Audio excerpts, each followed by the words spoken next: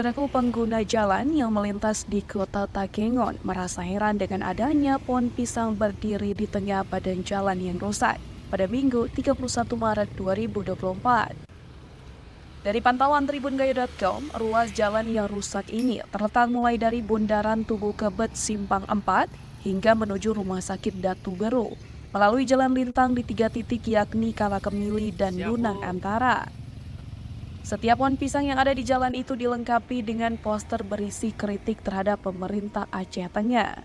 Seperti semoga panen ini dapat membantu mengatasi defisit anggaran dan solusi untuk pendapatan asli daerah atau PAD Aceh Tengah. Selain poster, para penanam pisang juga menambahkan tanah dan batu ke dalam lubang-lubang di jalan tersebut, terutama di simpang 4 menuju arah rumah sakit. Jalan rusak di Takengon telah lama menjadi keluhan warga sekitar karena seringkali menyebabkan kecelakaan bagi pengguna jalan. Terutama pada malam hari, kurangnya pencahayaan di kota Takengon meningkatkan resiko bagi pengguna jalan. Selain itu, saat musim hujan tiba, lubang-lubang di jalan tersebut seringkali tergenang air berwarna coklat. Kepala Dinas Pekerjaan Umum dan Penataan Ruang atau PUPR Aceh Tengah, Armaida, menyatakan bahwa jalan rusak tersebut akan segera diperbaiki dalam waktu 3 hari ke depan.